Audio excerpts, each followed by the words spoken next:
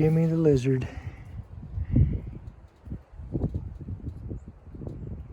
Got stuck and died. And then we get inside. Another little old surprise there. Pretty sure that's dead. Nobody home. And look at that. I don't know what that's feeding. So that's going to a sub panel. Look at that taped up old ugly wire. I sure wish I didn't have to get near that.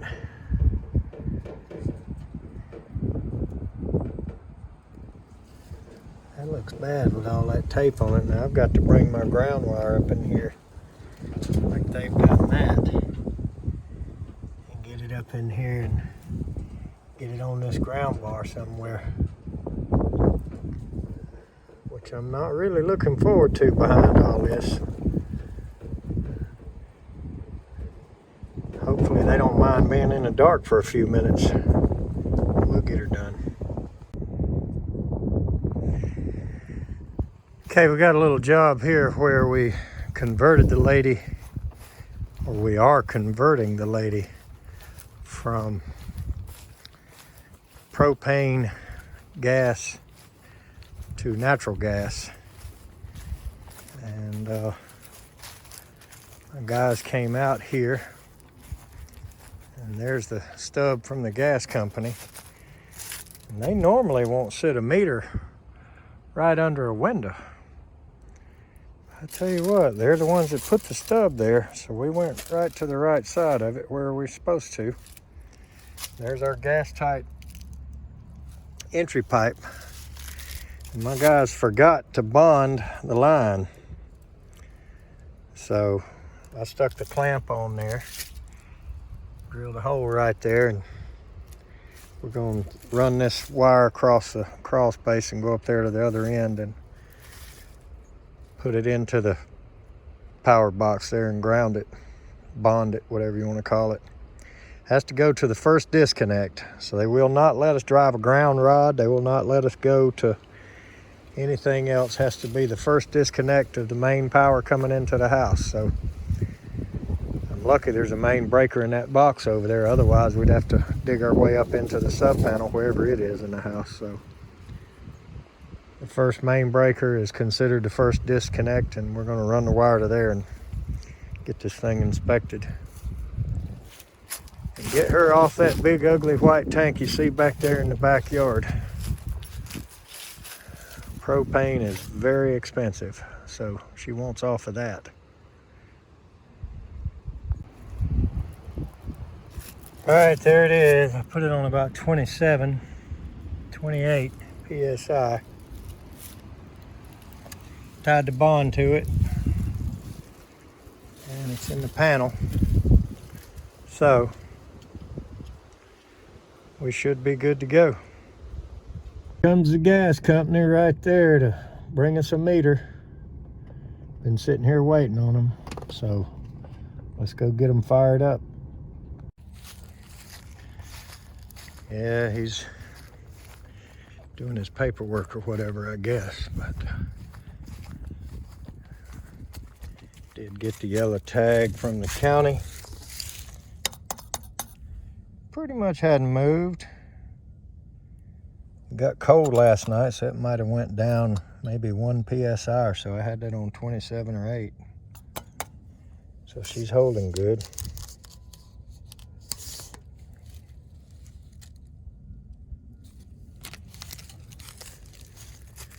So I'll go ahead and be converting the furnace. I didn't want to unhook her heat.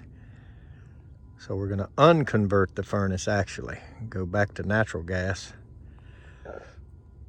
And hopefully by the time we get that, he'll have this meter piped in. All right, it's a Goodman furnace. And it looks like they left us a couple of things. That's a propane jet there. There's the kit. So, kind of vented it strange.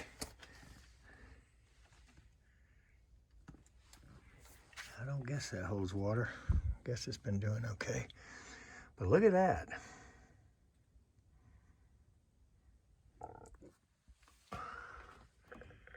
Plugged in right beside the switch is a, I don't know what's in that over there. Maybe a light or something. I didn't notice on the way by. But so the gas man needs this into the furnace. So let's go ahead and get what he needs done, taken care of. And we just left it plugged off right there. So we're going to unhook this.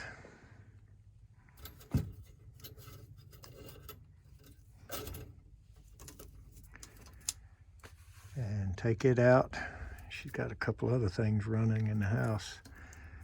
So I think I've got a flare cap I can put on that, but let's get the 2-pound station that we built here hooked to it. Got the cutter heat off. It's trying to start now. And see if we can be ready by the time he gets the meter set. All right. They've got their propane sticker on it. Do away with that. That's nice.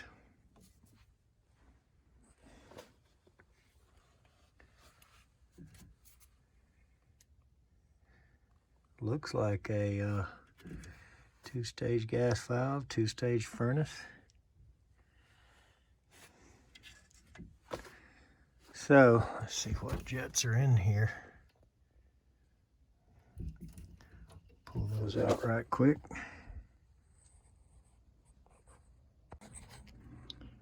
All right. So that's what was in it.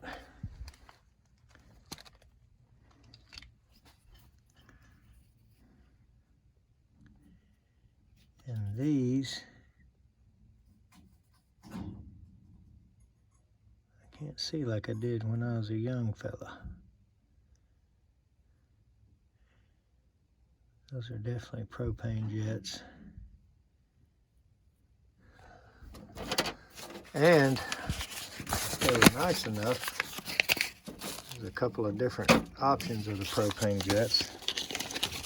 But they were nice enough to leave the 3 factory ones. See a much bigger hole. Those look like 43s. That's a natural gas jet, so we're going to stick those back in here. And we're going to have to do some setup to the valve, obviously, but this will be the quick, easy part, is just change these jets. Okay, not only did we find a whole bunch of, I mean, this is one of those kits where they gave you a lot of choices for your propane jets. Obviously, these are the ones they chose because there's only 2 in that pack. All these other ones are full, but here is what appears to be the original springs and plungers, and looks like an orifice. Now, I don't see a, this is a hot surface igniter, but apparently the kit comes with an orifice for the valves that do have a pilot or intermittent pilot, whatever. So I guess Goodman makes one big kit for converting a whole bunch of furnaces. But anyway, I'm glad we found these original parts, but I only see one spring and one plunger and one cap. So let's see if we can figure out what they did. They probably only really set and changed the high one, I guess. I don't know what they did, but anyway. We'll take this apart and figure it all out. Get it set up for natural here. All right, we've got our 2-pound station hooked in. And I'm just waiting on the gas man to tell me I can bleed it, and I'll cut the shut off on and bleed it right here, and then I'll tighten this union and we'll be ready to go. There's my drip leg. I'd love to get this monstrosity out of the way, but I really can't because of the T here where it comes in and goes, I guess, to her fireplace or cooktop or something else. So I've just used that to plug it off. And I'll leave this off, but that way if somebody came in here and turned it on, it wouldn't leak out of there. And somebody was nice enough to wire the light up to where it works only when the furnace is powered up. So, working with flashlights in here, but we're getting close. Looks like somebody left a longer 5/16 chuck. So I don't know, I guess they took that whole plate back there off when they converted it or whatever they did. But they left that on there. Throw it in the truck as a spare extra junk one, but it sure doesn't look very nice. I could clean it up. I don't think it's a Malco. I think it's a El Cheapo. But let's go outside and check on the gas man. See if he's about got us ready. Okay, we got it fired up. And I just set it all by ear, as you might say. And now we're gonna go get our manometer and hook it up. We'll keep all these spare parts from that kit. So we'll go get our manometer, and it's one of these valves where they were kind enough to leave us the Allen wrench laying there. I don't think they meant to, but a couple of little tools they left.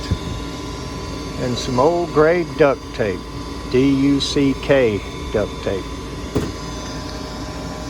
So anyway, let's go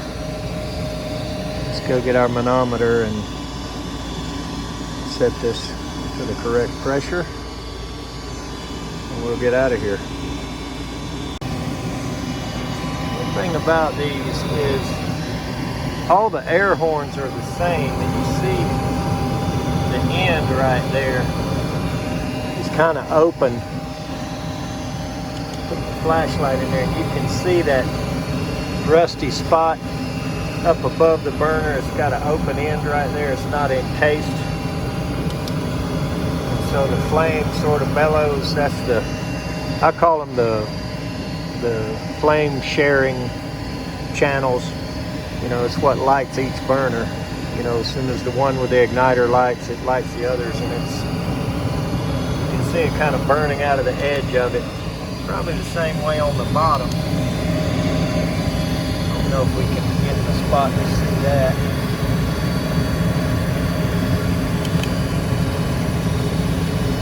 But that's just one thing a little different about a Goodman that I've noticed. We've got our manometer hooked up, and it's not bad for setting it by eye or by ear, whatever you want to call it. got this pretty cool case here that I keep everything in, and the manometer goes right here. I got a lot of hoses in the T. As far as Harbor Freight stuff goes, I'm gonna say this is the best thing I ever bought with these cases. I've got a small one with my micron gauge in it, a good one. All right, so we're gonna ease this up a little bit.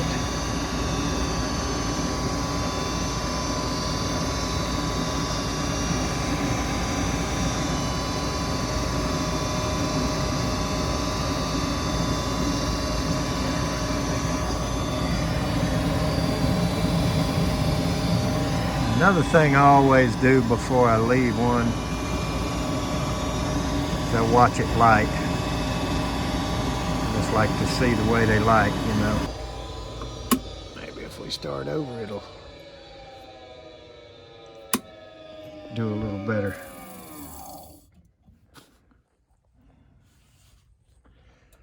So we'll start from scratch.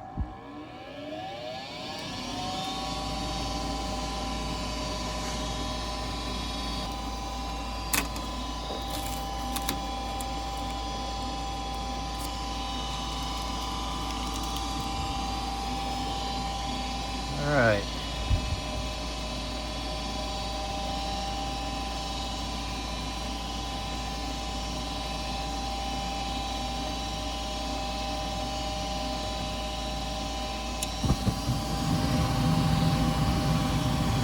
Pretty good. Close to where I think we ought to be.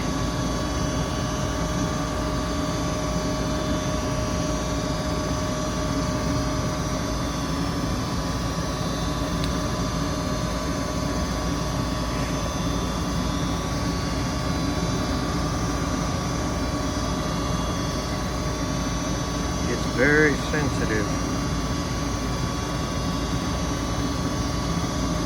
up in that area right there, but we're looking good, so let's unhook this and